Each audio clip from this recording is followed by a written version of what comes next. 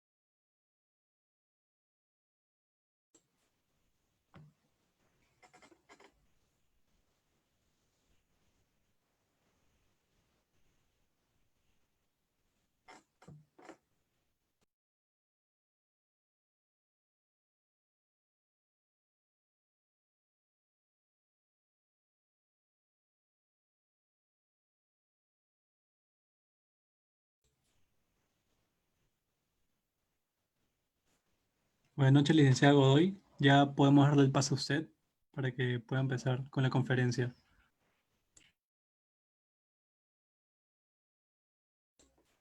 Por favor, prenda su micro. ¿Está apagado?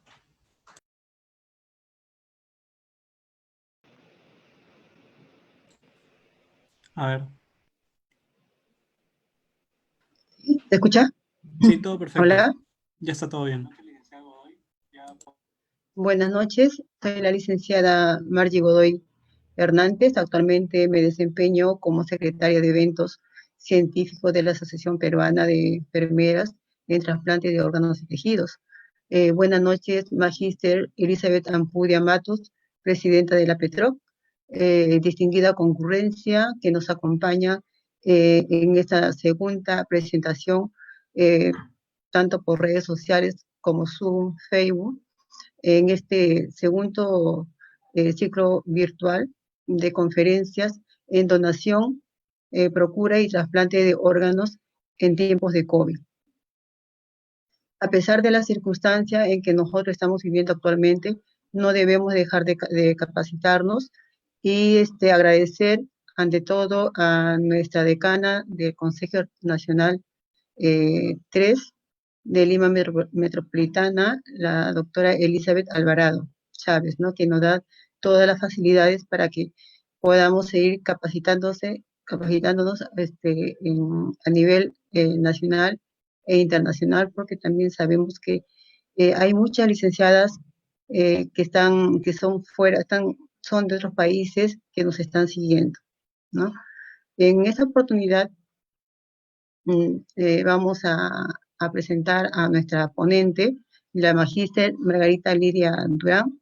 Ella es magíster en medicina, con mención en medicina interna, maestría en Ciencias de la Educación y mención en Docencia Universitaria, maestría en Salud Pública y Comunitaria en mención en Gerencia de Salud, y especialista en Enfermería en Gestión de los Servicios de Salud, ¿no? Eh, Antes quisiéramos entonar lo que es las notas de nuestro himno de enfermería. Adelante, Víctor.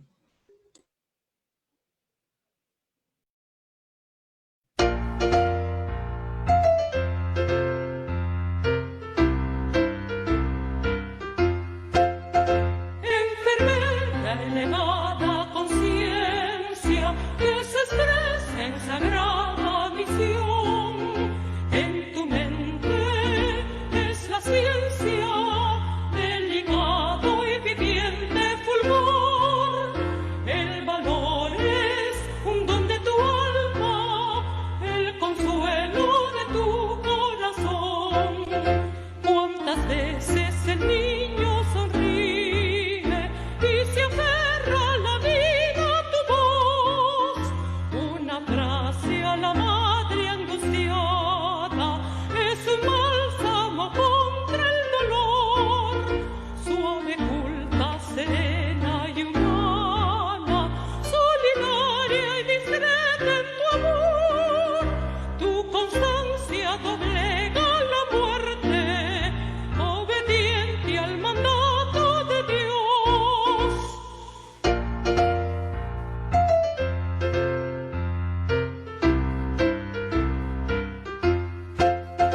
Enfermera elevada conciencia que se expresa en sagrada misión. En tu mente es la ciencia, delicado y viviente fulgor. El valor es un don de tu alma, el consuelo de tu corazón.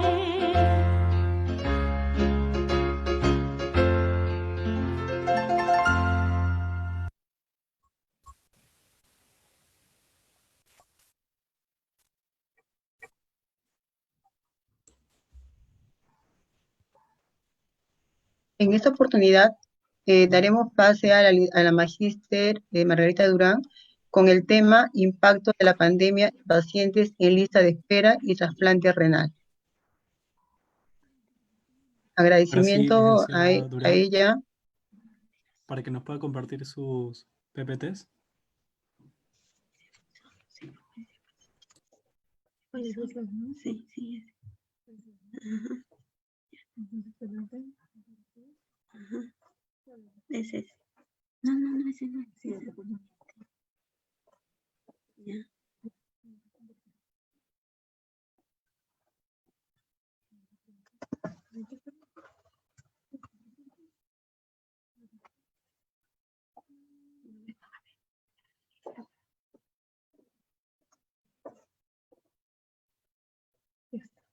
Ok.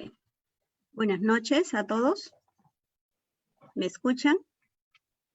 Sí, todo perfecto, licenciada. Ok, perfecto.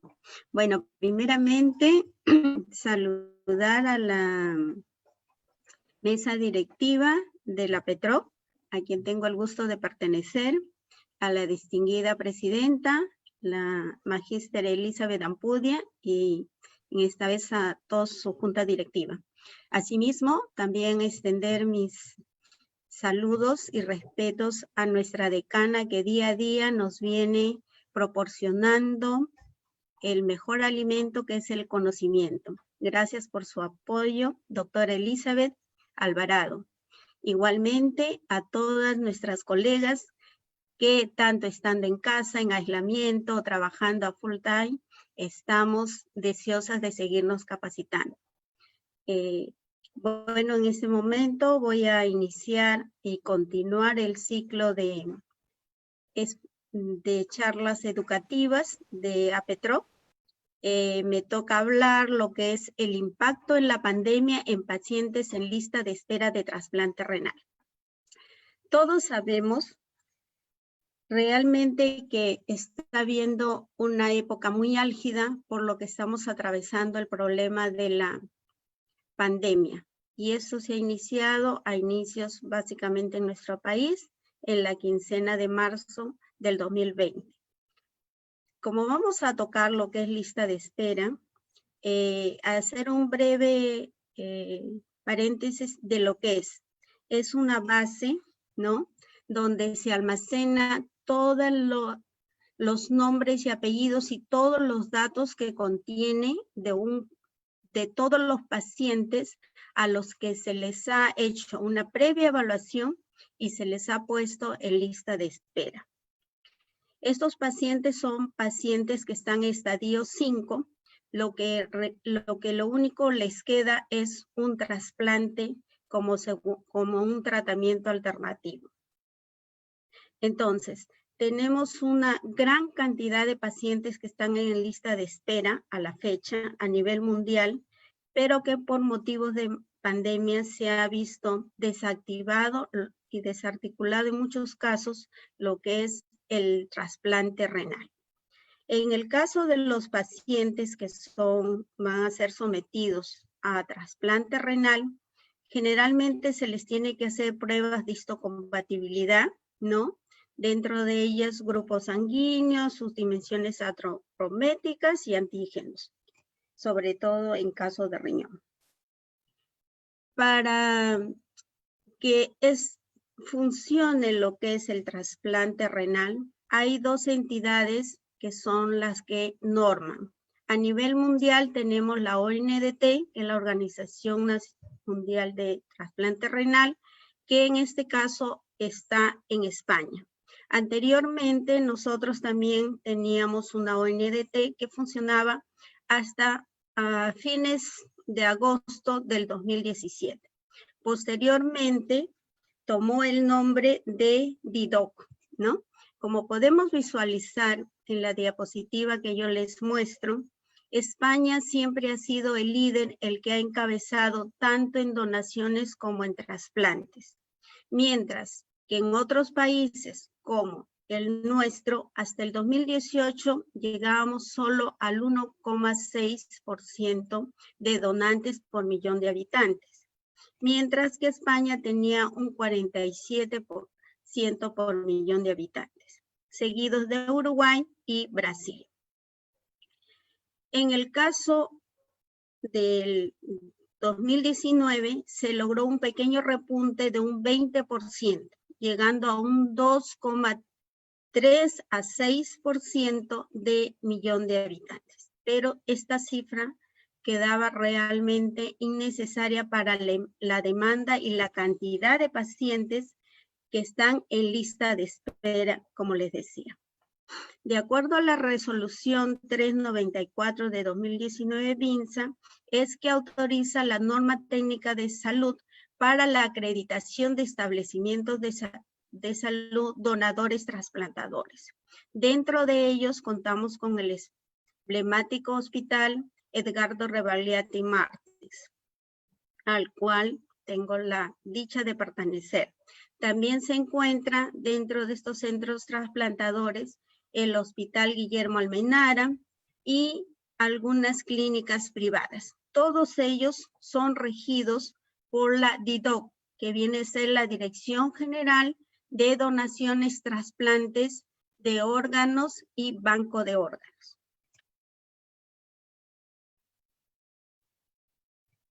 En cuanto a la Organización Nacional de Trasplantes, tenemos también se ha creado como un carnet para estimulación para que el paciente y cualquiera pueda ser donante. ¿Por qué? Porque a pesar que en cada uno de su cédula de identidad o en el DNI figure que usted está en condiciones de poder ser donante, lamentablemente cuando sucede el accidente no se permite que sea donante, porque tiene que tener un consentimiento informado expreso por el familiar. Digamos, que sea por ejemplo la esposa la que fallece. Es el esposo, el cónyuge, el que es el que autoriza si realmente se puede o no considerar a esta persona como donante.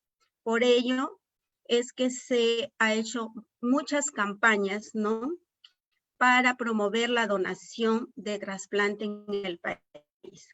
Dentro de ellos contamos con una línea telefónica que es el 31-556-699, a la cual cualquiera puede acercarse y en él se va a estampar un acta donde la persona expresa su voluntad de donar todos sus órganos, o puede hacerlo selectivamente, en general o selectivamente, ¿no? Y por lo cual se le proporciona un carnet como el que podemos visualizar acá, ¿no? En el cual que dice que es donante, y con eso tenemos un amparo legal para poderlo considerar como un potencial donante.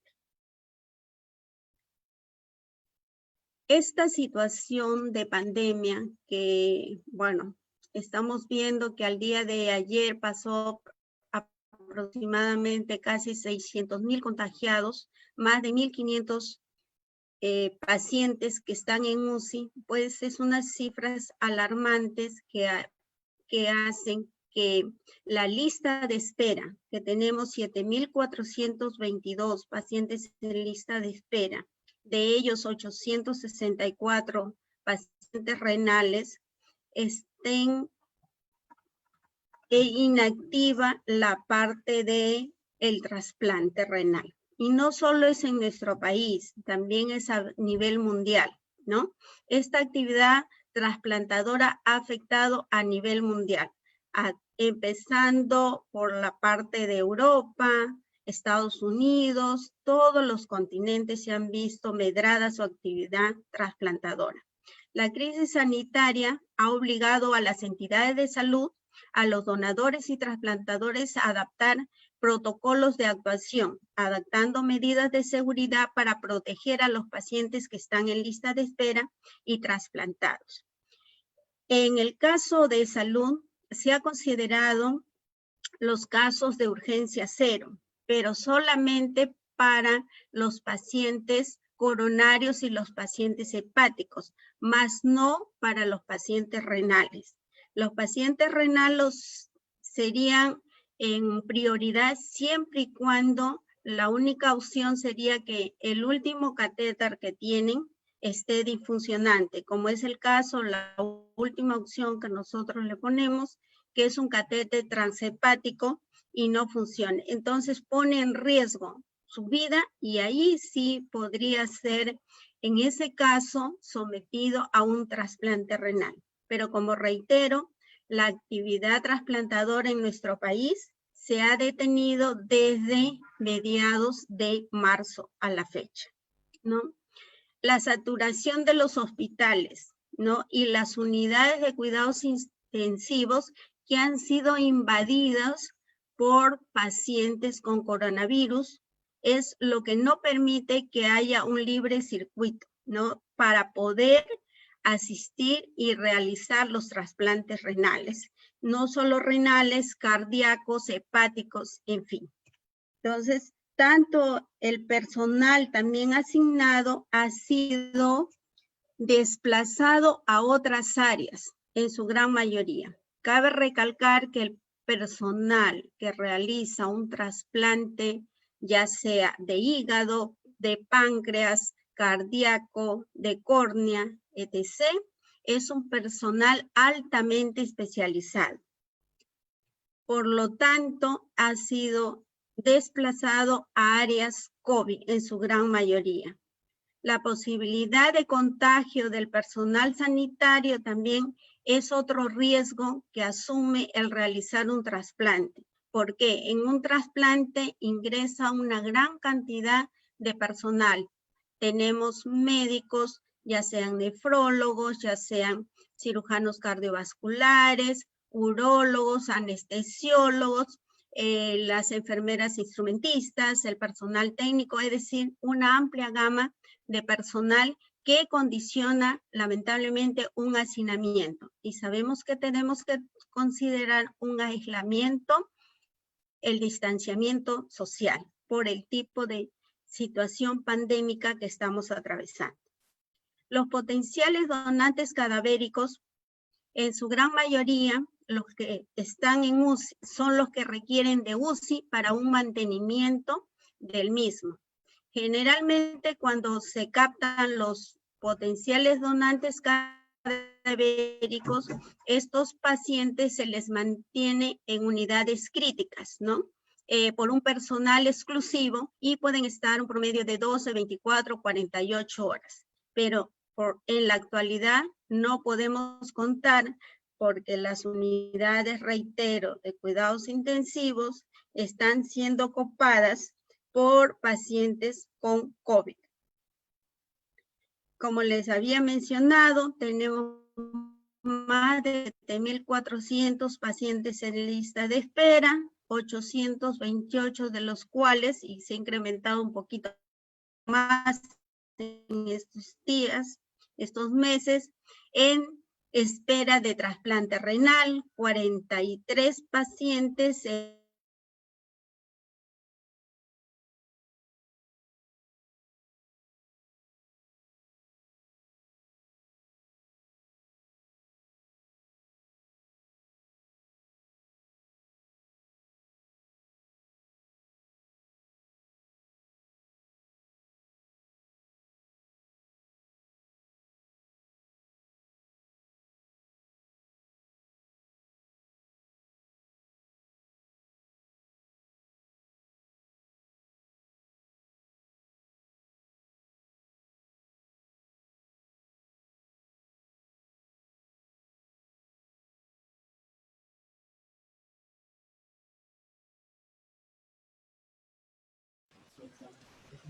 Buenas noches, licenciada Margarita.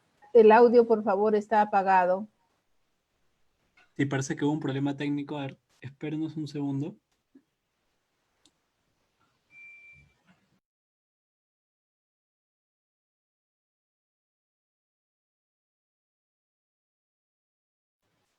El audio.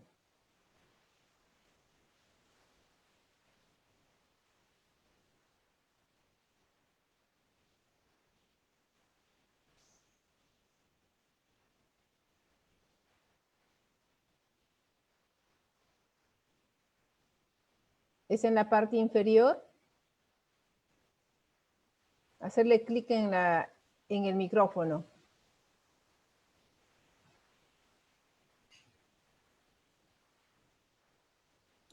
Sí, licenciada, nos tiene que aceptar para que pueda prender su audio, por favor.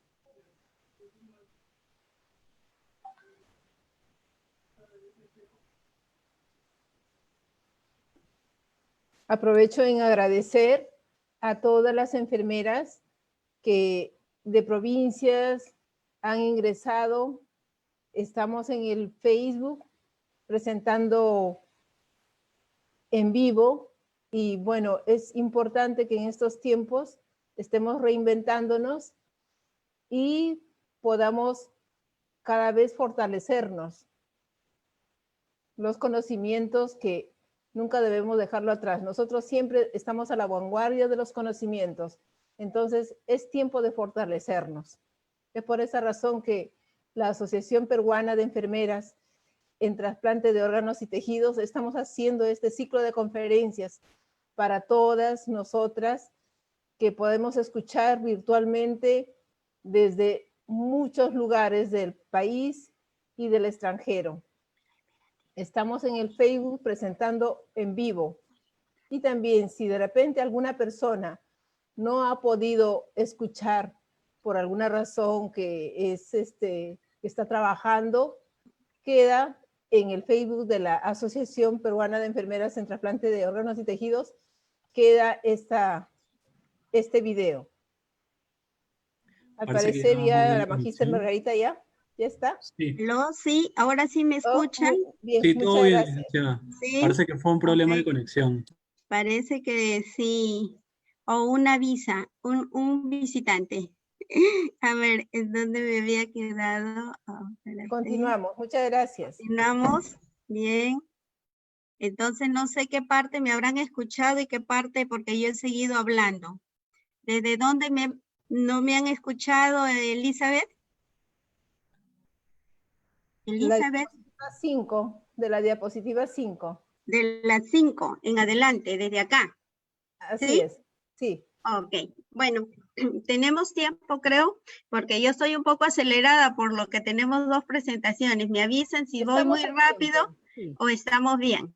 Estamos bien. Bien, bueno, la disculpa del caso, ustedes saben que siempre algo pasa con la tecnología. Les decía que anteriormente el órgano que nos regía era la ONDT, que es la Organización Nacional de Trasplante de Órganos y Tejidos. En Europa, en España especialmente, continúa todavía con ese nombre como ONDT, mientras que a partir de agosto del 2017 cambió el nombre de ONDT en el Perú por la DIDOC, por la Dirección General de Donaciones de Trasplante y Banco de Órganos, porque hemos incluido acá también lo que es las transfusiones, ¿no?, de sangre. Bueno, también traigo acotación porque este año, debido a lo del COVID, no se ha incrementado, incluso se ha creado una normatividad con resolución ministerial para que se puedan hacer las plasmaféresis, ¿no?, obteniéndose a través de los pacientes que han sido contagiados con el coronavirus, ¿no? Y al parecer está dando buenos resultados. Bien, entonces estábamos hablando de lo que es la DIDOC, cuyo organismo es regido por MINSA y tiene centros trasplantadores.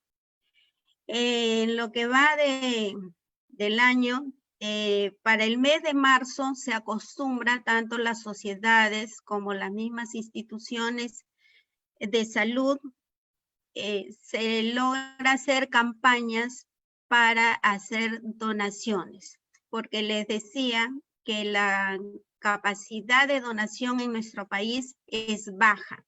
Estamos alrededor de 2,3 donantes por 1000 habitantes, comparados pues con Europa, que son 47 a 48, ¿no?, por 1000 habitantes. Es ínfima. Y la cantidad de pacientes que tenemos en lista de espera, dentro de los que están debidamente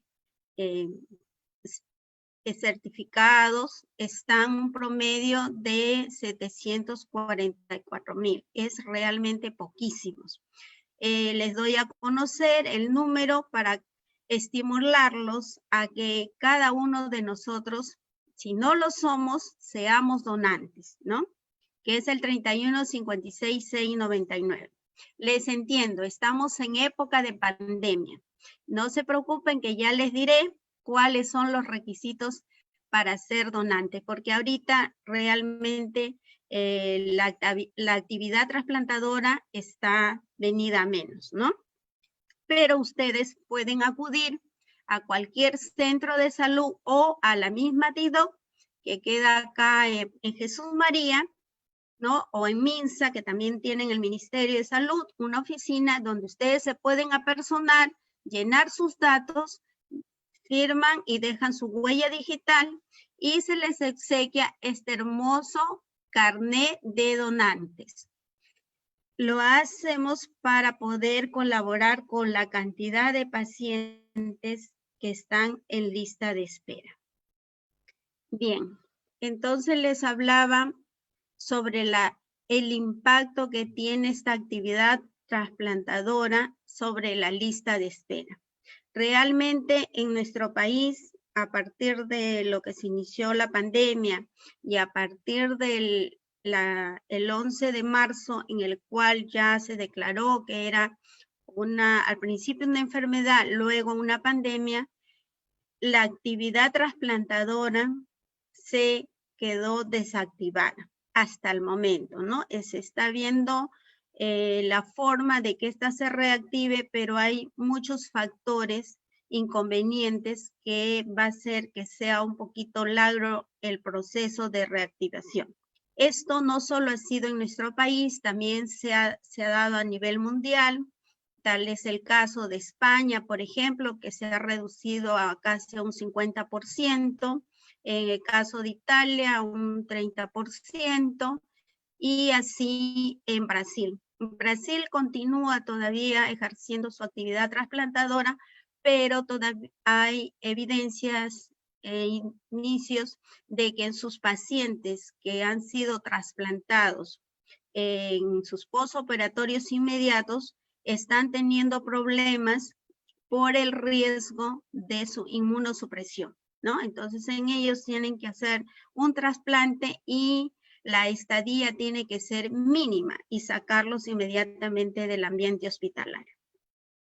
Esta crisis sanitaria pues nos está obligando a adaptar diversos protocolos en cada país, en cada entidad para tratar de solucionar el problema. Otro gran problema que tenemos es que los hospitales se han visto saturados, ¿no?, por los pacientes portadores del SARS-CoV-2. Y en su gran mayoría las unidades de cuidados intensivos están atendiendo pacientes con COVID, ¿no?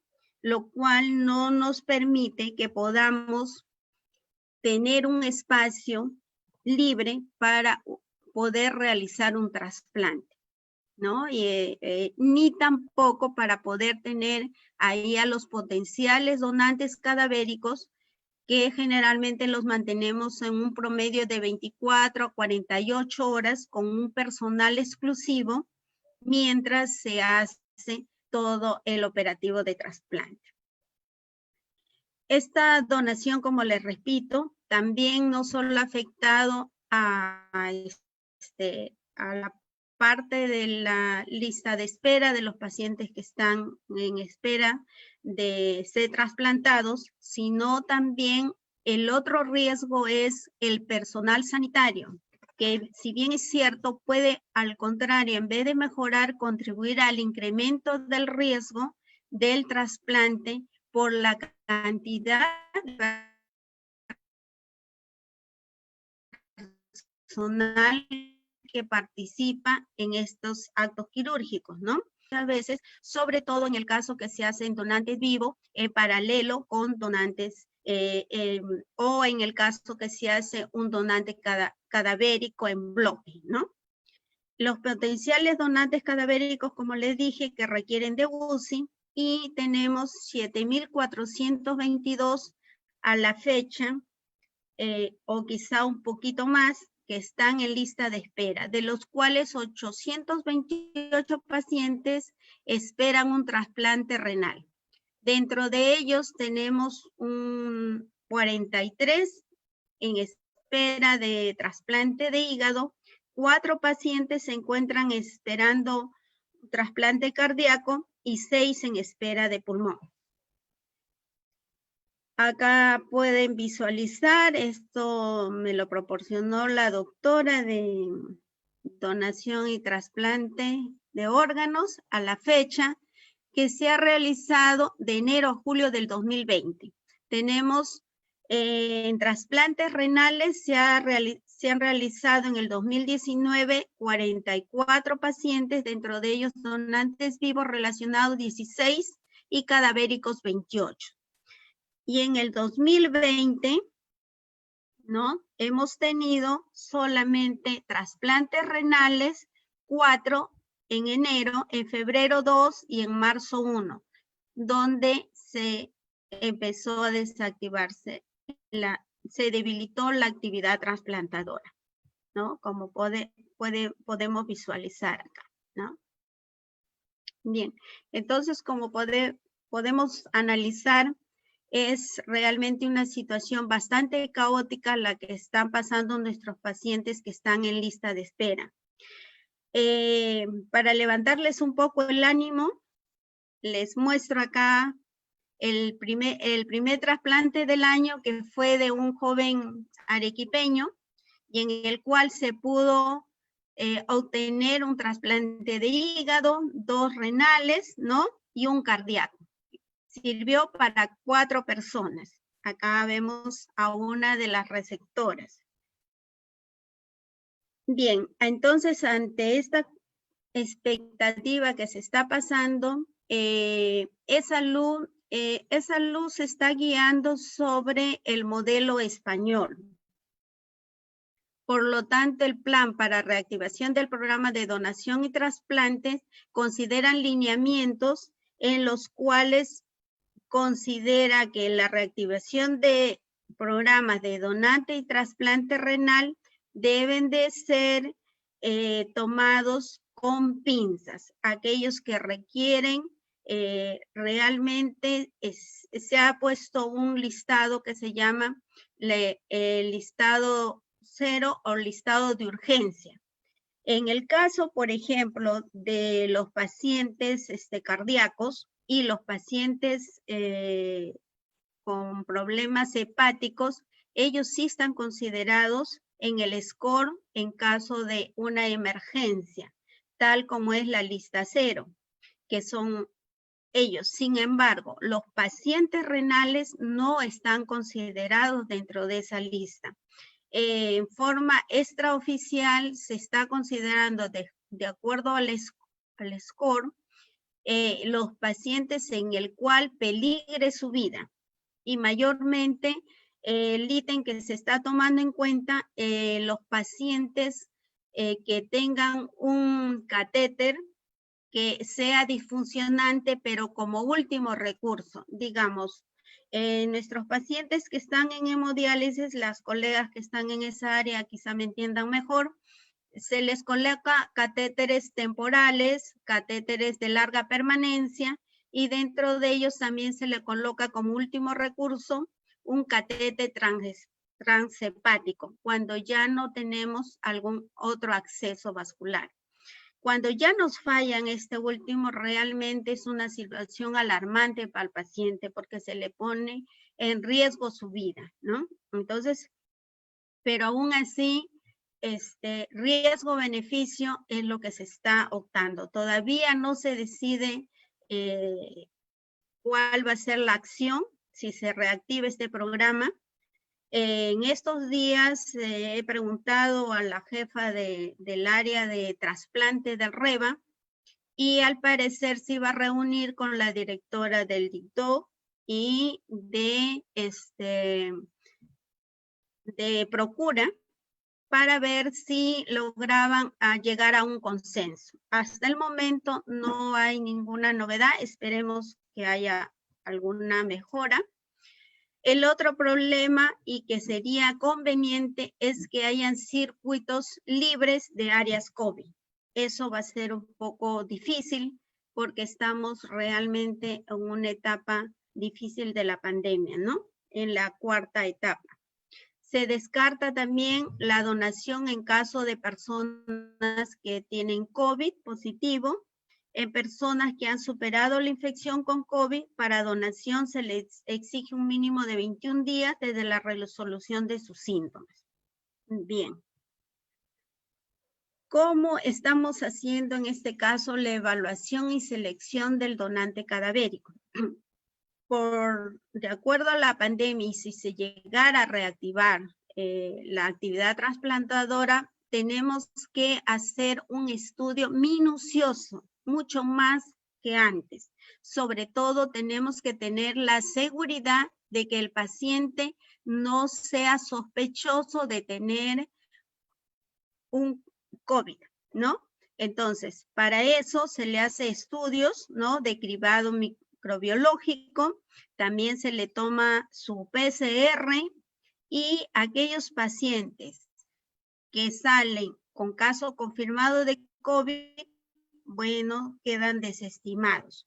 Los que tengan casos con resultado positivo no concluyente también quedan desestimados. Y casos con alta sospecha clínica de COVID también se tiene que volver a hacerle un estudio microbiológico.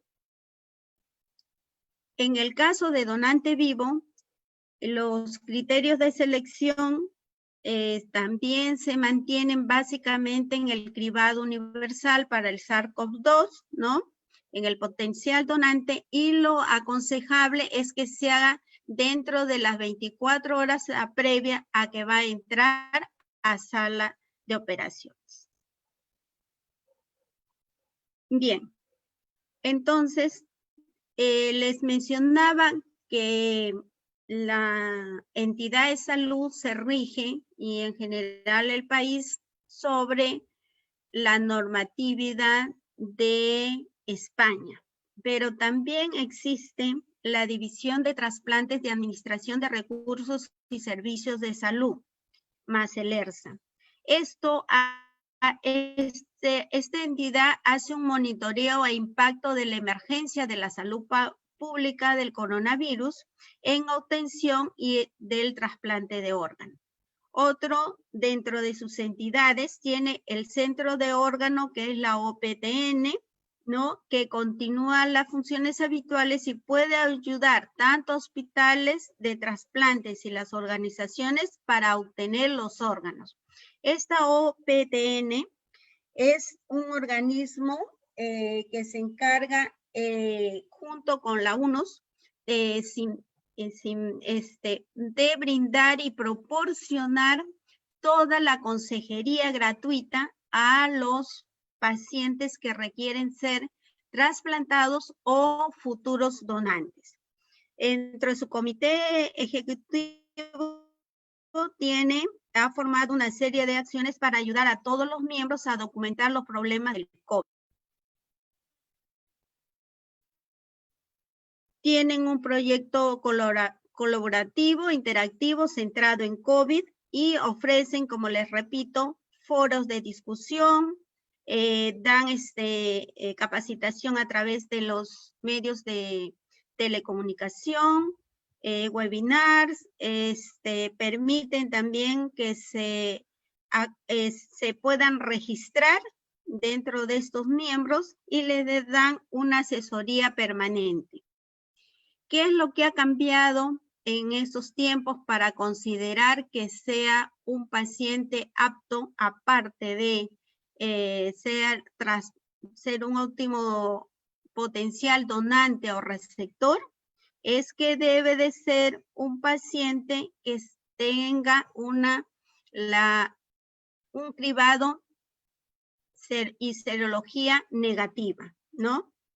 Y que esté dentro del grupo de seguimiento que se les hace a todos los pacientes que son donantes vivos y potenciales receptores.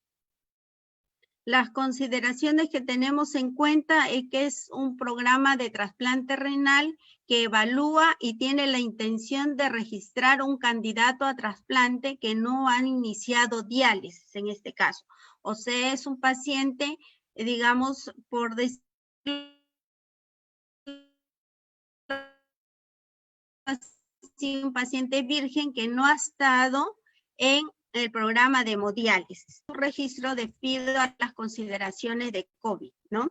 La disposición bueno, acá ellos lo han considerado, estas disposiciones hasta septiembre de este año. Como les decía, y todos sabemos, estamos cada día en una constante innovación, estamos, cada día se están realizando diferentes estudios para tratar de llegar a ver cuál es el mejor tratamiento para los pacientes que están en COVID, para aquellos pacientes trasplantados con complicaciones, para ver la forma de reactivar la actividad trasplantadora. Es decir, hasta el momento todo estamos haciendo diferentes estudios con la finalidad de evaluar un efecto específico del virus y mejorar la calidad de la atención a nuestros pacientes, ¿no?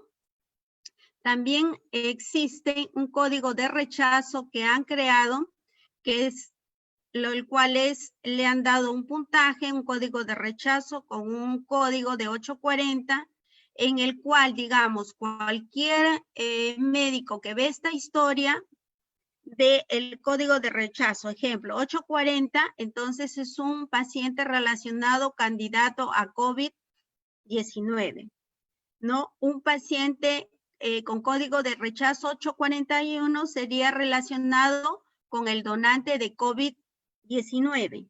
Y así sucesivamente, el COVID de rechazo 842 es con problema operativo de hospitalización de trasplante. Estos ítems son los que se están implementando para tratar de mejorar y llevar un mejor control de todos nuestros pacientes.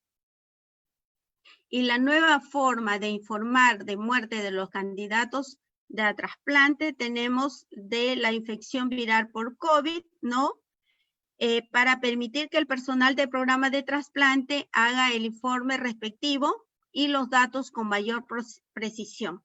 Y esto lo traigo a cotación porque lamentablemente haciendo las investigaciones para traerles unos datos mucho más precisos, indicadores más certeros para esta ponencia, no existen a la actualidad, como en otros países que podemos decir y nosotros plasmar, tenemos dentro de los pacientes trasplantados, digamos 30 o 40 o 10 complicados. Dentro de los pacientes trasplantados tenemos 3 que han fenecido. O dentro de nuestros pacientes que están en lista de espera, tantos están contagiados con el SARS-CoV-2, ¿no? Esa es una información realmente que no tenemos acceso por el caso de que no se están aplicando estos indicadores a los cuales podemos acceder y también podríamos elaborar para poder tener una buena base de datos y saber sobre lo que estamos trabajando. En el caso particular del hospital, estamos considerando a la fecha 4 defunciones de pacientes por COVID, de los cuales ha sido 1 en hospital y 3 en casa en aislamiento, ¿no? Y están, dentro de ellos también tenemos aproximadamente unos 10 pacientes trasplantados renales que están con COVID-19. Pero eso lo veremos específicamente en la siguiente ponencia, cómo es lo que estamos actuando y cuál es el tratamiento que se le está dando, ¿no? De acuerdo a los centros de servicios de Medicare, las preguntas frecuentes que hacen los pacientes es que si deben o no inscribirse como donante de órganos durante el brote de COVID, ¿no? Si es donante de órganos registrado, se le sugiere que se inscriba en la línea a través de su registro estatal de donantes, ¿no? Y si también que si se están realizando trasplantes de órganos durante el brote de COVID, ya es especificado que los programas de trasplante deben ser evaluando los beneficios de transportar a un candidato en comparación con los riesgos que éste tenga, ¿no? Y bien, otras de las preguntas que mayormente se hacen a la OPNT, que si se deben utilizar o no los órganos de donantes con COVID, ¿no? La Asociación Americana de Trasplante de Órganos opta que no es recomendable que el trasplante de órganos sea proveniente de pacientes donde haya sospecha que tengan virus. Entonces, si analizamos, casi todos concuerdan en que si hay un paciente que está con sospecha o confirmado que tenga COVID, sea descartado. Las clínicas de donación y trasplante deben de aplicar su juicio médico cuando los resultados de pruebas estén pendientes en el momento en que aparezca una oferta de órganos. En nuestro país, repito, todavía no se ha reactivado la actividad, pero sí se está haciendo en Brasil, todavía lograron reactivar en España, pero con el brote volvió a caer, en Italia también, y así en otros países cercanos. Pero hay todavía mucha expectativa por el riesgo de que el paciente pueda contraer una infección, tanto a coronavirus, por ser un paciente inmunosuprimido. Si se puede desactivar temporalmente un candidato de trasplante por problemas de COVID, sí se puede desactivar, pero eso ya queda a solicitud y criterio de la entidad a donde pertenece. Dentro de las conclusiones que he llegado de realizar esta situación pandémica, realmente se ha ocasionado una alteración en la actividad trasplantadora del mundo, ¿no? Con reducción sostenible de la procuración y trasplante en forma negativa. La pandemia de COVID ha influido en los sistemas de salud a nivel mundial, ¿no? Haciendo que se reorienten sus atenciones y actividades prestacionales. Se desconoce el potencial de transmisión del SARS-CoV-2 a través del trasplante de sustancias de origen humano. Es decir, que todavía exactamente no se sabe si hay transmisión de órgano a órgano, tejidos, células, pero mientras no se descarte esta posibilidad, todavía estamos en la espera de que no se realicen los trasplantes, ¿no? En receptores con sustancias o de origen sospechoso a tener en cuenta.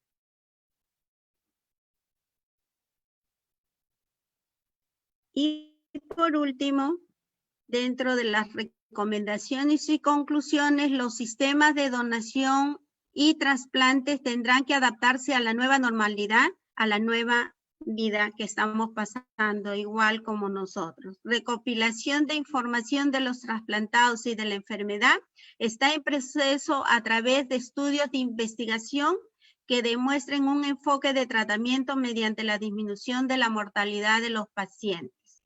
Tenemos que contar con circuitos limpios de COVID, áreas limpias. En una ponencia que hizo la primera ponencia, Elizabeth, ¿no? La doctora Nancy, creo que era, la doctora Chilet mencionó este ítem que es muy importante, que los circuitos deben de estar limpios y están viendo también la posibilidad de que usen o se asocien a las clínicas o otros centros trasplantadores, como les mencionaba, pero estos deben de ser debidamente acreditadas, si es que se lleva a realizar. Pero todo esto está en proceso, como les digo.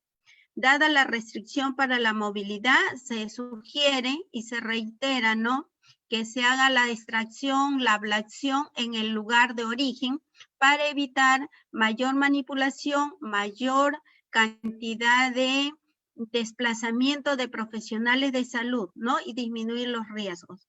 Tenemos que evaluar seriamente el riesgo del donante y receptor antes de hacer un trasplante. Considerar las recomendaciones también del ente que es el órgano de procuramiento de trasplante, ¿no? Que es el OPNT, con las aportaciones que da. Y bien.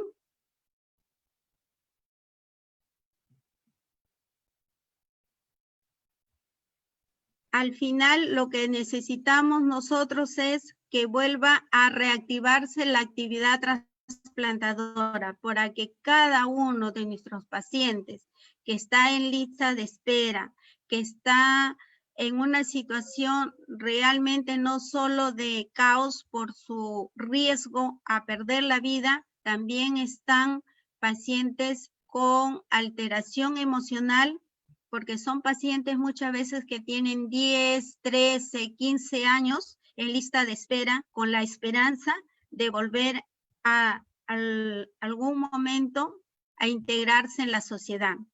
Entonces, esto es lo que quisiera que más adelante sea, que nuestros pacientes vuelvan a hacer, ¿no?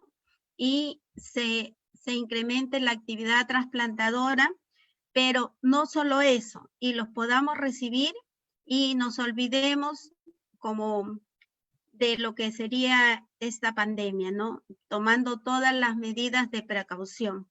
Pero lo principal que quiero que quede para ustedes, que antes de estar un paciente en lista de espera, lo ideal es que debemos de prevenir las enfermedades renales. ¿Y cómo las prevenimos? Con la educación, teniendo estilos de vida saludable, Y eso lo podemos hacer nosotras como entes gestoras de salud, tanto a nivel de casa, en las escuelas, en las universidades. Muchas veces con un simple incrementar una dieta de vida de estilo saludable, bebiendo 2 litros de agua, haciendo ejercicios, ya sea que estés trabajando o ya seas que estés en aislamiento, para que tu riñón no se deteriore, porque cuando lo perdamos es donde vamos a sentir realmente el valor que tiene nuestro riñoncito. Es todo. Hasta acá he tratado de acelerar y no ser muy cansada, aburrida, porque en realidad hablar de lista de espera es amplio, no se puede dar en 20 minutos o 40 minutos. Hay exámenes especiales, hay un protocolo a seguir que se le hace específicamente tanto al donante vivo, sea relacionado o no relacionado, al paciente potencial donante cadavérico. Se le hace una batería aparte del descarte ahora del COVID, es una batería de análisis para que este paciente que va a ser trasplantado esté en las mejores, óptimas condiciones y tenga una sobrevida de calidad. Si hay preguntas. Agradecer a Margarita, a la magíster Margarita, por su brillante ponencia en tiempos de COVID. Ahora, si es que algunas tienen alguna pregunta que formular, bienvenida. Acá hay una pregunta. Sí, le escucho, Mari. Dice, ¿ha cambiado algún requisito con respecto al soporte familiar o cuidadores de los candidatos de trasplante?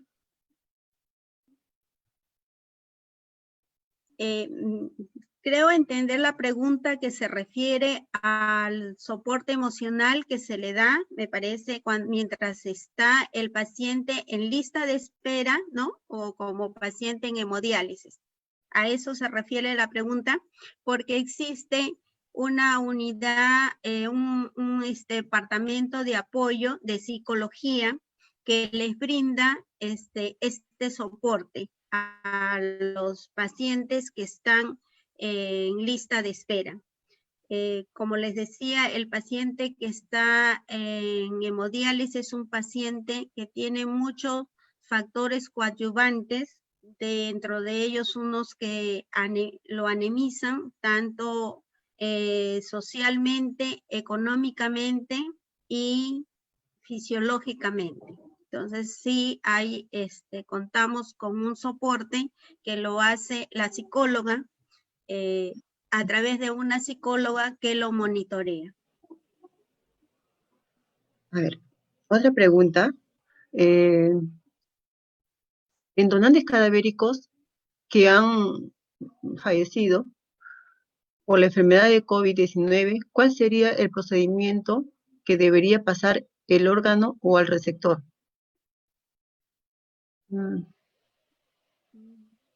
A ver, no está muy clara la pregunta, pero si es un paciente que ya falleció, hemos dicho, y si ha fallecido por COVID, realmente pues sigue la rutina normal de desplazamiento del mantenimiento del cadáver por COVID, ¿no? Como cualquier paciente. En este caso, un paciente que tiene en el caso que fuera potencialmente donante cadavérico, desde el hecho de que ya sale positivo con sospecha, no es candidato para trasplante. Entonces, si este paciente es un potencial donante cadavérico, no estaría en el listado de donante, de ninguna manera. Y el ritual del tratamiento es el que está normado por la ley, ¿no? Que sabemos cómo manejar a un paciente que fallece por COVID, ¿no? Porque la pregunta está un poquito no tan precisa, ¿no? ¿No? Media dudosa, no. Sí. Bueno, acá hay otra No sé si le pregunta. satisface o me la... O me la A ver, Margarita, tenemos a una ver, pregunta de Fátima. dime. Una persona ¿Ya? con IgG positivo, me imagino que debe ser, ¿no? ¿Puede donar órganos? ¿Qué tiempo después de tener los síntomas o haber tenido COVID-19? Ya, a ver. Ahí hay dos preguntas en sí, porque primero me dice, es un paciente con IgG positivo, y justo eso lo iba a tocar en la segunda parte, pero no hay problema, nos adelantamos. Si se refiere al IgG o a la IgM, si es a la IgM, ¿no? En este caso, si es un paciente que está positivo y se encuentra en está en etapa de contagio, tiene que cumplir lo que es la norma de aislamiento por 14 días.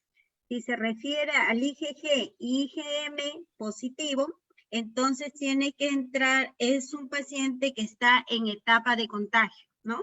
Y en este caso igualmente tiene que ser aislado, pero a diferencia del IgM, que tiene es un paciente que está aislado, pero quiere decir que él ha estado en contacto. Muchas veces puede haber sido un paciente que está asintomático, mientras el paciente que tiene IgG positivo, su etapa de contagio, perdón, en el IgG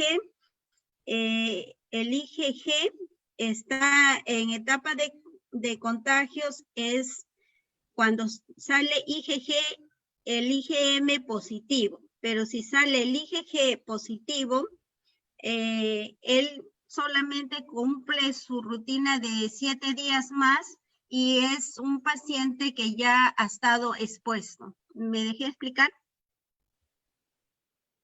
Marlene? Sí. Sí. Acá Y había otra pregunta, eran dos, una sobre el IgG, que no decía si era el IgG o el IgM, porque cuando si tú has estado asintomático y te van y te toman tu prueba y te sale que tu IgG es positivo, su etapa de contagio ya pasó, ¿me entiendes? Sí. Entonces, en ese caso, pero siempre por precaución, ¿no? Se les mantiene en aislamiento 7 días. Mientras si los dos, el IgG y el IgM son positivos, ahí está en etapa de contagio. Es donde hay que tener todas las medidas de precaución. Si es que el IgM está positivo, se le mantiene, ¿no? El paciente se encuentra en etapa de contagio y tiene que cumplir la cuarentena. Eso es lo que tenemos que tener en claro, no confundir, porque es más, se piensa que el paciente que ha sido contagiado del SARS-CoV-2 puede inclusive tener elevado su IgG hasta más o menos 3 meses, como que fuera una autoprotección, ¿no? Hasta ahorita no se ha evidenciado casos de que los pacientes se hayan reactivado, se hayan vuelto a infectar, pero tampoco eso les da inmunidad. El tiempo exacto está en estudio, pero se está calculando, unos dicen de 2 a 3 meses, otros consideran hasta 6 meses, definitivamente no está escrito. Había otra pregunta dentro de la misma, Margie. Hablaba de eso y no recuerdo el otro. Hizo Fanny, creo que ¿Qué tiempo después de tener los síntomas de haber tenido el COVID? ¿No? Supuestamente ya puede ser trasplantado, una cosa así. Ya, eso lo mencioné de que se está considerando en caso que se reactive, pero todavía no se ha precisado que sí ha tenido pues el paciente y las pruebas, como te repito, de acuerdo al IgG o tu PCR te sale pues que ya se negativizó o todavía se mantiene, tiene que haber pasado 21 días como mínimo, porque, por ejemplo, supongamos que hoy día yo me tomo una prueba y me sale que es una prueba rápida que soy negativa, ¿no? Pasan 3 días y comienzo con toda la sintomatología. Entonces, de ahí yo calculo que para yo poderme hacer una prueba molecular, ¿no? O para que me entiendan mejor, un hisopado faríngeo tiene que ser más en la etapa justo del 7º a 8º día. Y ahí es donde yo voy a descartar y voy a corroborar que sí soy portadora o solamente soy asintomática. Y para seguridad siempre se cuentan 21 días más, ¿no? Para cubrir exactamente el tiempo de evolución de la enfermedad. ¿Sí? Gracias, Margarita. Si podemos a ver las preguntas, Sí. tenemos varias preguntas, pero el tiempo nos apremia. Tenemos otra ponencia. Sí, es corto realmente. La ponencia ha estado excelente, muy entendible. Espero que todas hayan captado lo que has querido informar acerca de lo que es problemas de pandemia en estos tiempos de COVID, ¿no? Creo que quedamos aquí nomás de preguntas. Ya son las 8 de la noche y nos falta todavía la otra ponencia. Sí. Mientras tanto, te vas preparando para la siguiente ponencia que ahorita le voy a dar el título. Invitarles a las colegas la tercera semana que tenemos una brillante exponentes el día 26 de agosto, hacerles la invitación desde ya para que puedan estar presentes, se puedan hacer su tiempo y estar justamente en el momento que ya se abre la pantalla y se puedan inscribir, ¿no? No olvidarse, estamos enviando mensajes por Facebook para que se puedan conectar a tiempo, ¿no? Saludo muy especial a las personas de salud de México, Ecuador, Uruguay, Paraguay, licenciadas de provincia como Huaraz, Cusco, que están presentes en estas interesantes ponencias que realmente nos conlleva a que todos aprendamos cada día más y más acerca de este COVID, que lamentablemente ha venido de menos a más a nivel mundial realmente, no solamente Perú, que nos ha dejado a todos realmente concertados con tantas cosas, tantas muertes, tantos infectados realmente, y como dijiste, ¿no?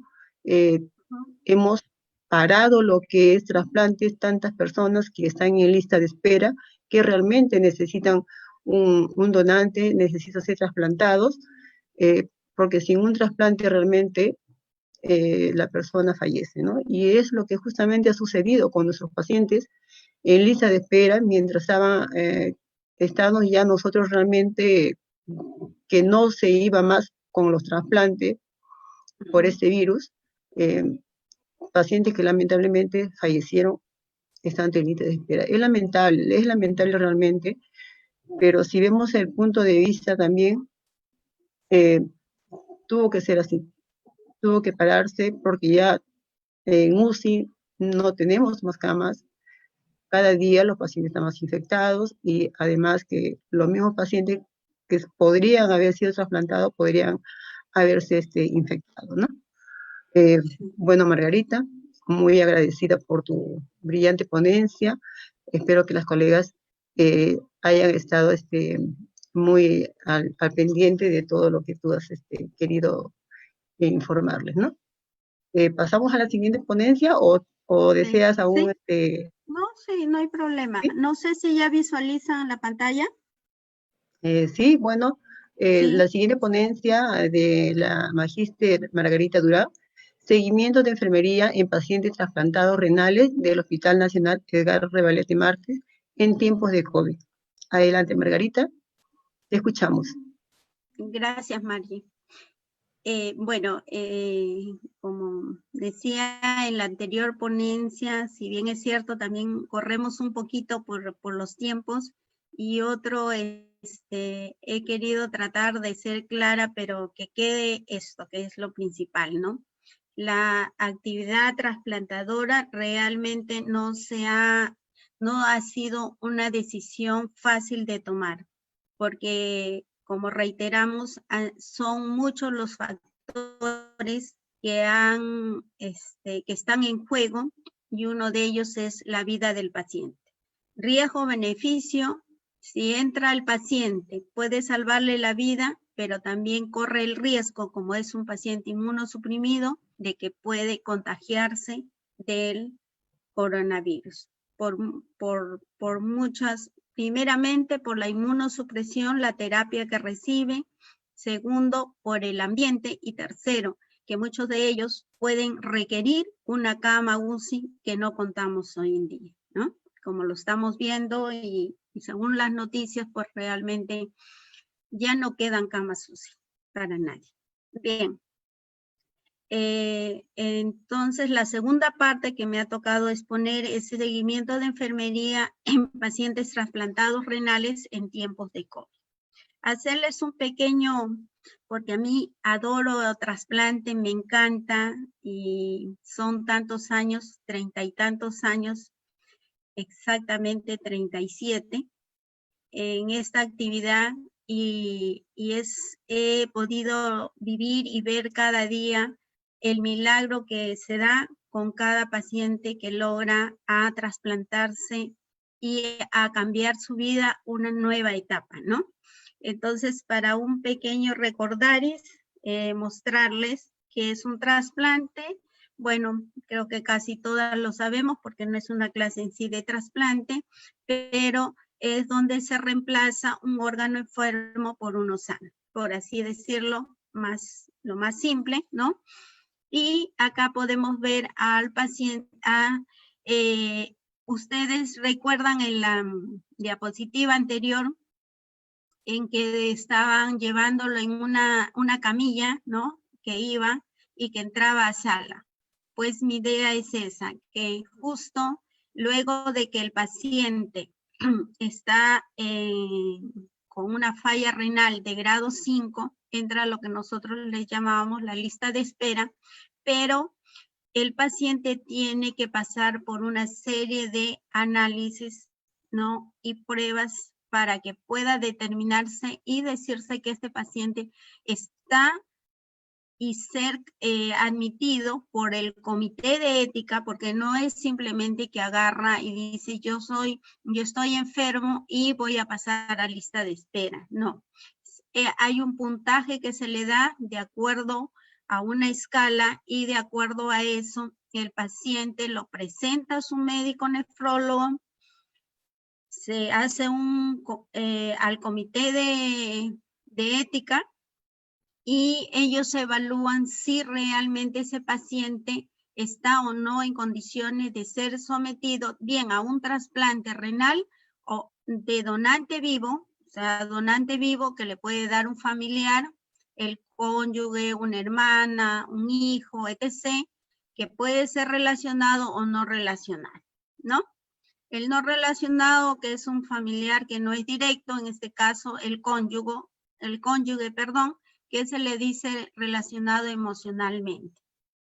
Y bien, ya cuando él está listo, lo último que se les hace es al paciente, que es al receptor, en este caso que es para COVID, pues lo ideal es que el paciente se les haga las pruebas nuevamente serológicas, ¿no?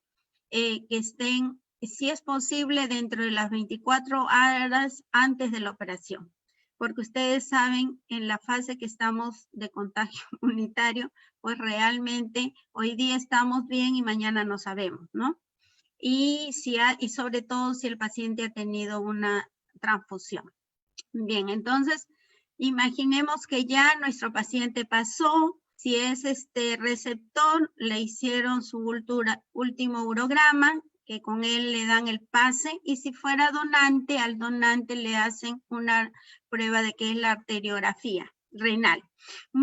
Es lastimoso cuando muchos de nuestros pacientes van a bajar a sala y resulta que la arteriografía tiene problemas en vivo y tienen que desestimarse ese trasplante, ¿no? Pero volvamos a pensar que ya pasamos la pandemia, estamos en lo mejor. Imaginemos por unos minutos que todo es ideal, brillante, se hace el trasplante, obtienen el órgano, sea por una forma laparoscópica o a cielo abierto, ¿no?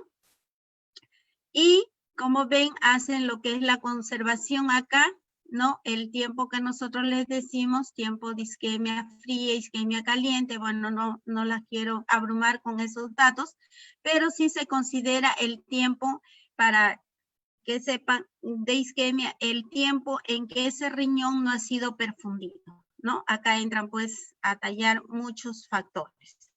Como ven, es un color hermoso, rojo vinoso, bello. El acto quirúrgico más o menos dura pues de 4 a 6 horas, ¿no? Se coloca el nuevo implante ya en fosa ilíaca derecha, por lo general, porque es donde tenemos las arterias un poquito más largas, ¿no? Y luego queda así. Tenemos, y acá ya estamos ya sellando el acto. Hasta ahí fue un trasplante hermoso, maravilloso, y entra lo que es la atención de la enfermera especializada en trasplante, ya sea de hígado, trasplante, en este caso renal, de cardíaco, en fin. Acá, para que se deleiten un poco, ¿no? Esto es el operativo para que si haya dado esto, tenía que verse primero en la noche del operativo, cuando es de donante cadavérico, se hace el estudio. Todavía acá un poco no estamos con la tecnología que debería ser, pero ahora sí se debe someter a hacer el estudio, la revisión de los pacientes que están en lista de espera porque están en la computadora. Y de ellos, digamos, se llama a 2, 4 y en este caso procura, ¿no? Es el ente que va a decir, tiene a su cargo a qué entidad va a ir el paciente. Supongamos que el riñón, pues, sean riñones, 2 riñones, de los cuales en la lista de espera tiene un puntaje de 9, de 3, de 5, qué sé yo. El mayor score que tiene o el menor score es el que entra. En este caso, se iría uno para el Almenara y otro para el Rebagliati. Vamos a ser buena gente. Y el corazón, si es multiorgánico, que se va para el INCOR. Entonces, este grupo son los que se amanecen, son los que tienen que ver y lo que nosotros llamamos el operativo de trasplante. Ahí empieza. Previamente al paciente que va a ser sometido al trasplante, se le hace un apoyo dialítico. Y si es un paciente que está con diálisis peritoneal, se va a hacer cavidad vacua, ¿no? Se le toma ya que ha sido trasplantado,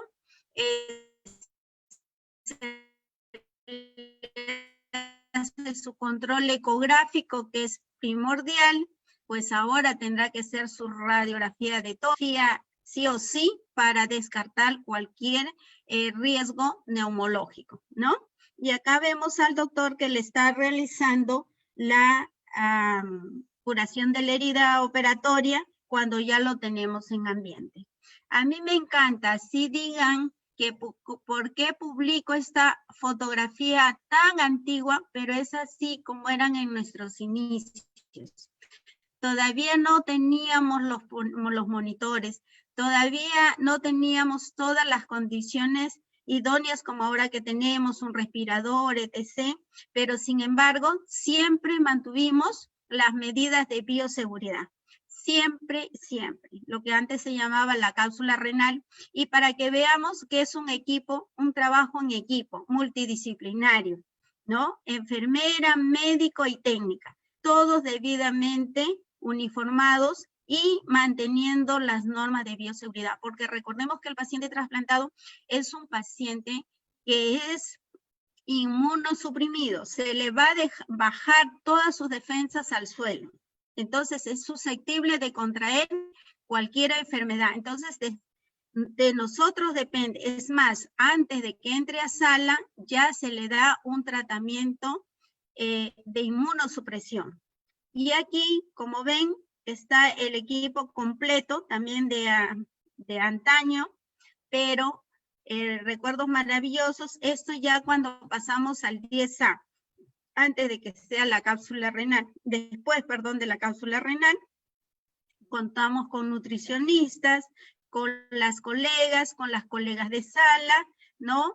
Con la psicóloga, con los residentes, la doctora, la que llegó a ser la doctora Berríos, jefa de trasplante, inclusive del CONCITEC, ¿no? Entonces, todos trabajamos en equipo organizado y ustedes ven acá a ver un pupinel viejito, pero en el cual se extremaban las medidas de bioseguridad para el paciente. Nada entraba si no estaba debidamente esterilizado. Yo creo que si volvemos a eso, nuestros pacientes, si mantenemos las normas de bioseguridad y al personal nos hacen el requerimiento del control de Petris, ¿no? Como se hacía anteriormente en su muestra faríngea, ¿no? Y el ambiente también, creo que sí se podría reactivar y con una área donde no hubiera y tengamos y nosotros capacitadas, porque llevamos cursos de capacitación como antecedentes de ser usiólogas, para darle a nuestro paciente el requerimiento que requiere, que necesita, con un respirador al lado, por si acaso. Por eso lo pongo. A veces me dicen, Maggie, ¿por qué pones esa foto tan antigua? Pero esta foto tiene mucho que decir y que expresa. No sé si ustedes están conmigo. Bien, entonces acá ya lo actual, ¿no? Nosotros en el preoperatorio siempre le hablamos al paciente todo lo que él va a soportar previamente. ¿Por qué? Porque va a estar lleno de conexiones, de monitores, etc. Y esto es un adulto. Imagínense cuando recepcionamos un paciente de trasplante pediátrico. Voy bien, Eli, con el tiempo. Si me dilato, me dices acelera, ¿ok? Sí, hasta las 8:45 tenemos tiempo, Magíster Margarita. Ya, o sea, estoy yendo bien. Preguntas. Ya, perfecto. Ya tenemos 20. Ya, vamos avanzando. 10 minutos, acabamos. Perfecto. Bien, entonces, ¿por qué me detallo un poco acá? Para que nosotros podamos comprender cuán valioso es el seguimiento que le vamos a hacer a nuestro paciente trasplantado renal. Cuán importante es que este paciente aprenda con nosotras su autocuidado, que va a hacerlo en casa, ¿no? Acá ven hasta con el personal rotante de la pasantía, ¿no? Están observando, están midiendo a los pacientes. En fin, yo me podría pasar toda la tarde mostrándole fotos de todos, pero el tiempo es minutos. Tenemos otro paciente. Esto les muestro porque es un ambiente diseñado para pacientes que tienen procesos respiratorios. Entonces, se ha aislado un ambiente en el cual se le pone al paciente con riesgo o alguna patología respiratoria, ¿no? Porque tiene el circuito de aire, si lo pueden visualizar. Acá tenemos otra paciente, ¿no? Trasplantada, otra feliz, que con su permiso les publico, y en fin. Y acá tenemos cuál es la idea, que durante este periodo que el paciente está en posoperatorio, inmediato, luego mediato y luego tardío, porque acá ustedes la ven que ya no tiene ningún acceso venoso, sin un catéter de alto flujo, sin sondas, sin drenajes, se le ha hecho las 3 etapas que son de educación, de autocuidado. Se le capacita continuamente al paciente mientras está en el servicio. Y luego cuando va a casa, en el caso de los pediátricos sobre todo, se capacita al cuidador, que puede ser la madre, el tío, la hermana, en fin. Y por eso ven que ya inclusive ya no hay ni siquiera el saco, solamente la bata, ¿no? Y ya el paciente está en condiciones de irse a casa, ¿ok? Entonces, ya este niño ha pasado la prueba, se le hace una evaluación de si él ha aprendido todo lo que es el tratamiento inmunosupresor, igualmente a su cuidador, y iguales con todos. Entonces, para que todo esto siga tan bonito, tenemos que continuar en casa. Y aquí con mucho orgullo, es el primer trasplante cardiorrenal que tuve la suerte de participar, ¿no? Con nuestras colegas de INCOR. Bien, acá, pues, imagínense, espacio para el personal no había, pero sin embargo trabajamos en conjunto, en forma coordinada, todas, porque hasta había la colega que hacía que dializaba. Bien, entonces volviendo a lo que es nuestro famoso coronavirus, ¿no? Que ya todos sabemos que muchas veces es de la familia, nos puede dar como un simple resfriado, pero que lamentablemente no en todos evoluciona en esa forma, ¿no? Entonces, nosotros tenemos que tomar conciencia, existe el NICH, ¿no? La institución que da las pautas, ¿no? Para que se desarrolle, para informar sobre cómo debe de darse el cuidado a pacientes con COVID-19. Este es otro ente que nosotros debemos realizar. A veces nos cuesta un poquito, como colegas, decimos por qué tenemos que recurrir a los entes, a las normatividades y todo lo demás. Pero es lo que eso nos avala como enfermeras, eso es lo que nos hace reconocer nuestros derechos y también de nuestros pacientes.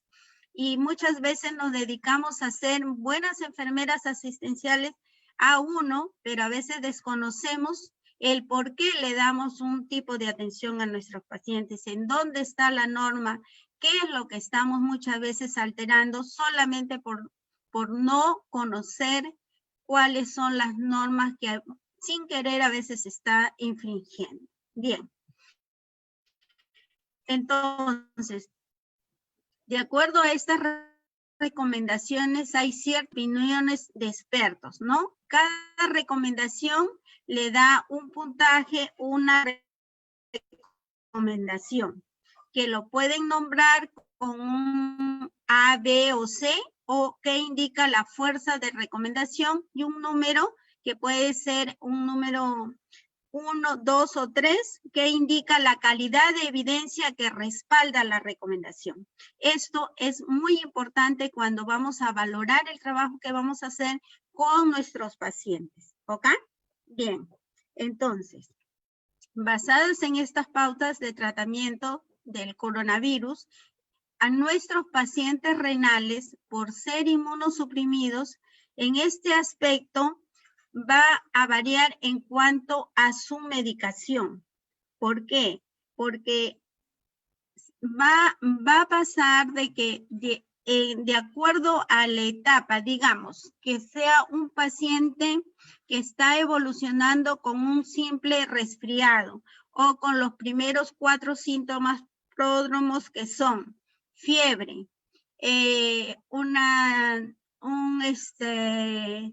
mialgias o cefalea, o puede ser que él no haya empezado en ese orden cronológico, que simplemente diga, tengo un poco de odinofagia, que está con dolor de garganta, pero sentimos que el paciente ya dice, no siento los olores, no siento gusto a la comida, y empieza con malestar general.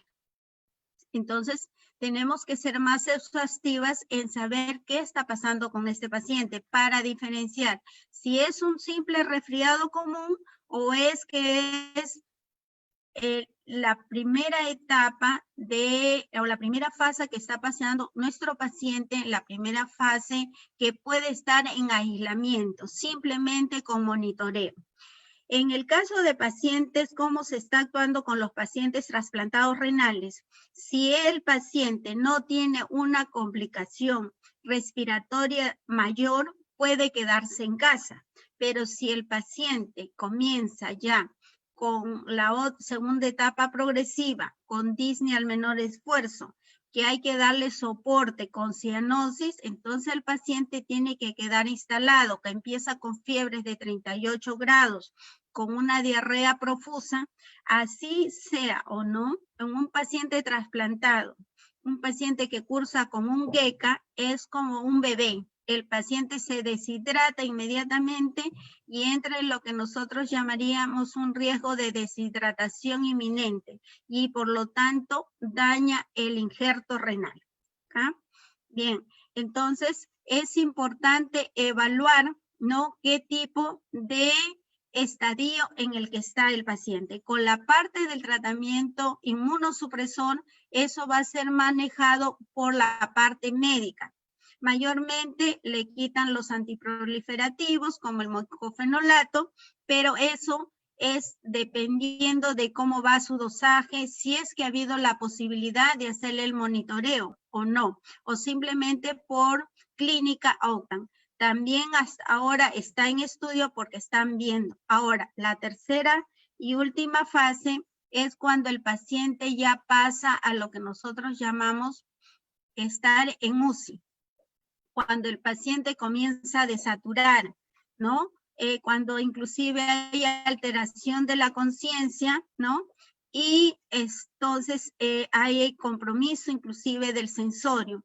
En este caso, cuando le toman una tomografía, pues realmente hay compromiso a veces de un 30-50% pulmonar, ¿no? El paciente tiene que estar con ventilación mecánica. Ya, y en ese caso, si hubiera riesgo de que el paciente hiciera trombosis, ya optarán por usar o no anticoagulantes, ¿no? Generalmente de tipo bajo peso molecular. La restricción de todo o no los inmunosupresores va a depender ya de la evaluación médica. Por lo general, a veces los dejan con una monoterapia o suplementan y le incrementan los corticoides para disminuir la actividad inflamatoria.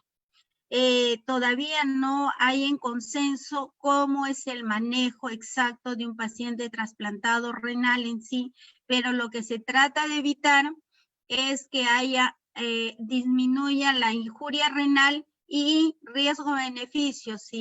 Si el paciente es su vida o perder el riñón, pues opta por salvarle la vida en ese aspecto, ¿no? En la comunidad de práctica de enfermedades infecciosas, ¿no?, de la Asociación de Trasplantes, ha recibido consultas de trasplante y donación con respecto a un nuevo coronavirus. Estas recomendaciones que encontré son muy importantes porque dicen en estas que hay más información disponible y el riesgo del síndrome respiratorio agudo severo, que es el coronavirus, el SARS-CoV-2, se propaga rápidamente dentro de los entornos de la atención médica.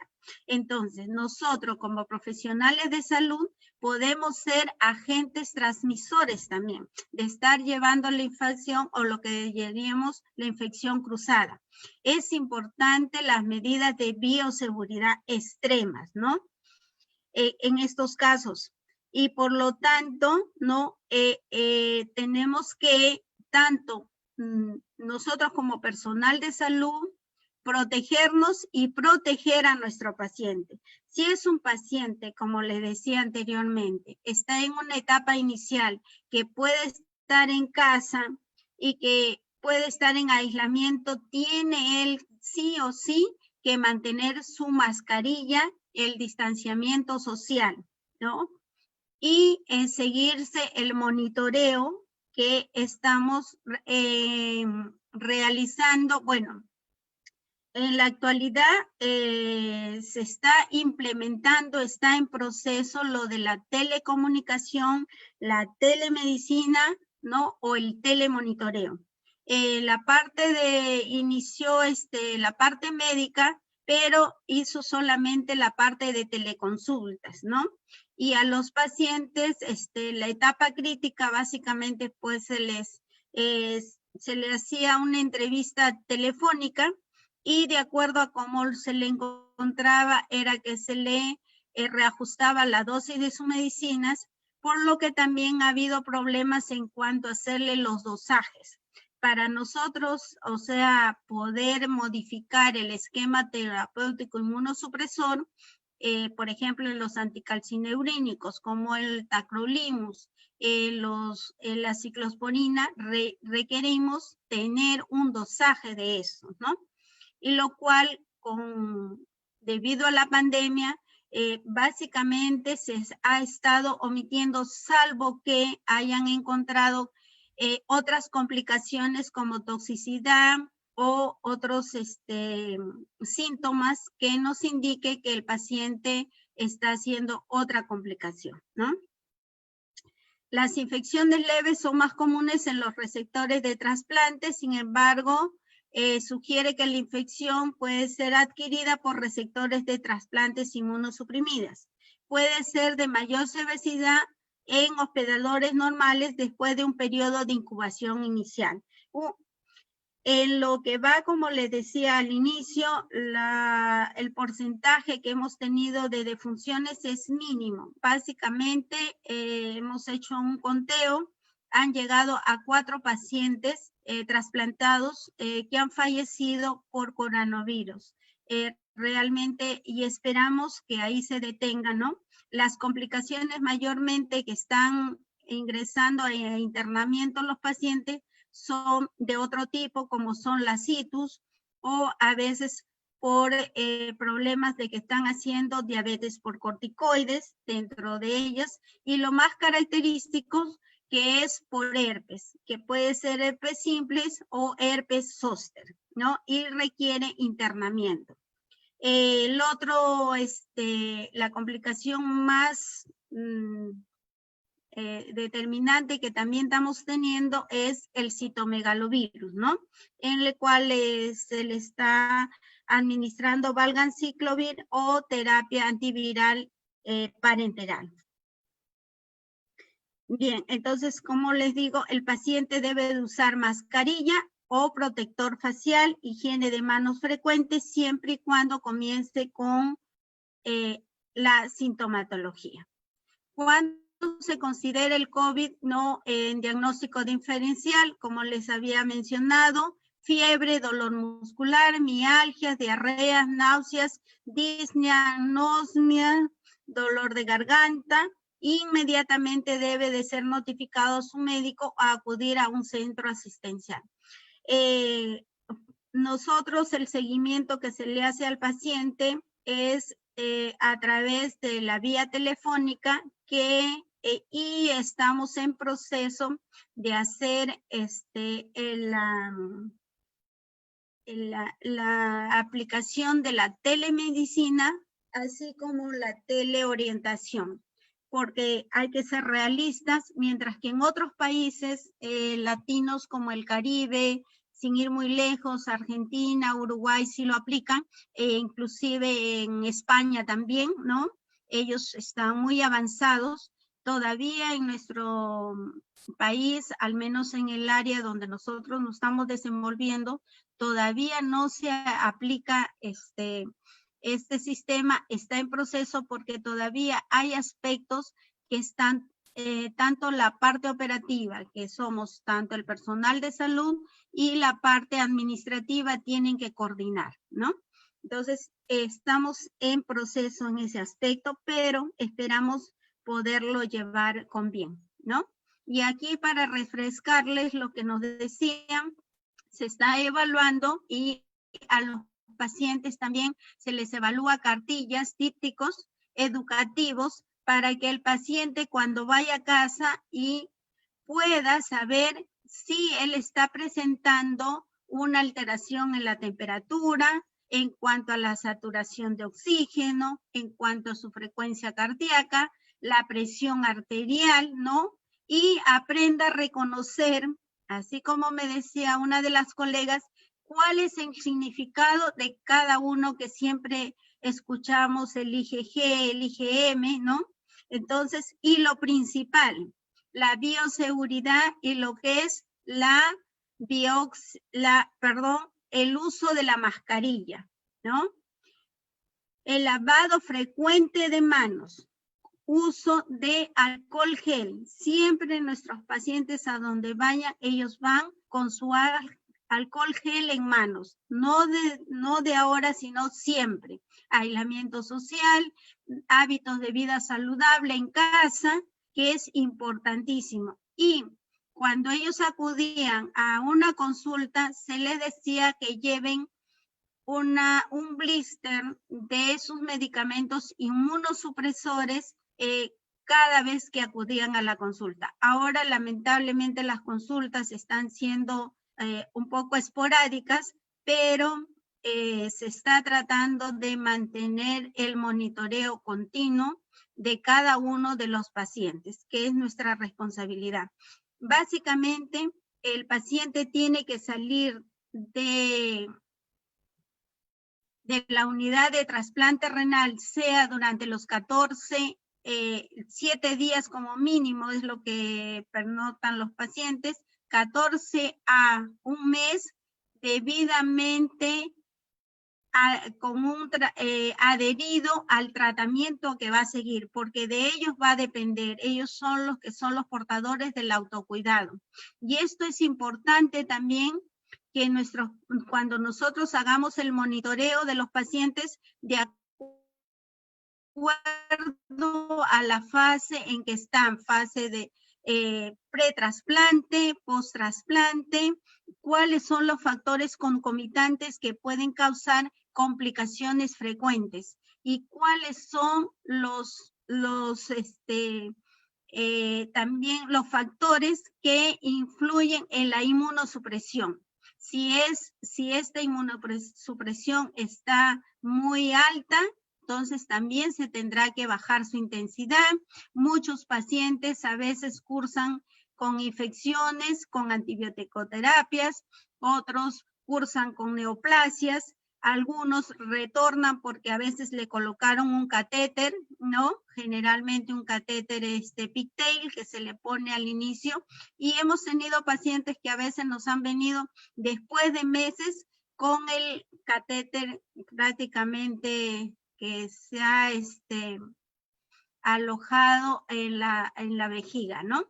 Cuando realizamos las venopunciones, controles de los drenajes, en fin, tenemos que hacer exhaustivos en cuanto a todos los posibles riesgos que pueda tener nuestro paciente. Y bien, le decía sobre la telemedicina, trasplantes y COVID, experiencia en centro de trasplante, ¿no? Según SIN, es una gran expectativa porque sirve para los posibles beneficios del donante y receptor relacionados con la telemedicina. Un enfoque para la presentación, ¿no? Que cada vez se vuelve más importante. Entonces, nosotros todavía estamos en etapa de proceso. Pero sí es importante que estas citas ambulatorias se puedan evitar que el paciente trasplantado se traslade al nosocomio, que deben de ser virtuales, no contacto directo, monitoreo telefónico, en caso de requerir, salvo que sea necesario, muy urgente, recién a un centro de salud, pero de preferencia que no sea un área COVID. Por ejemplo, existe en eSalud un programa en el cual que le dicen farmacia amiga y al cual se le llama... Magíster Margarita Durán, le recuerdo que tiene 5 minutos. Ya, ok, ya estoy finalizando. Le decía que existe farmacia amiga en la cual los pacientes llaman al número del anexo y les brindan el lugar donde ellos pueden recoger sus medicinas. Es un servicio que contamos, ¿no? Siempre se les hace hincapié de no automedicarse, mantener las normas y recomendaciones de bioseguridad generales, y con esto me despido, ¿no? El antes y el después, ¿no? Acá con el grupo multidisciplinario, acá con nuestras colegas siempre, enfermeras y técnicos, ahora que estamos próximas a celebrar nuestro día, como siempre, ¿no? Y ahora ya no se nos ven estas caritas, ahora estamos detrás de este nuevo uniforme que quién sabe cuánto tiempo lo mantendremos, ¿no? El equipo siempre multidisciplinario, el servicio es siempre al servicio de ustedes. Gracias. ¿Alguna pregunta? No sé si me queda un minuto para responder alguna pregunta. Estamos contra el tiempo, Margarita. Ya, Agradecerte bueno, ok. brillante Bueno, he ponencia. corrido lo máximo que he podido y espero haber llegado haya sido de beneficio para ustedes. Muchísimas gracias, Margarita. Damos por finalizado realmente tu ponencia. Ha estado muy interesante. Ya creo que para las preguntas ya nos quedamos bastante cortos. Más bien hacerle la invitación para la ponencia del día 26 de agosto, que también va a estar muy interesante, así como la que tú nos has dado bastante adelanto, ¿no? Señora Elizabeth, señora Elizabeth, ¿algún aporte? Así es, sí. Muchas gracias, el agradecimiento realmente muy agradecida de parte de la Asociación Peruana de Enfermeras en Trasplante de Órganos y Tejidos por las dos muy buenas conferencias que nos ha brindado Magíster Margarita Durán Núñez. Hemos quedado bastante claras y yo creo que las personas que de repente no trabajan en trasplante han podido absorber todos los conocimientos que nos ha brindado en estas dos ponencias, ¿no?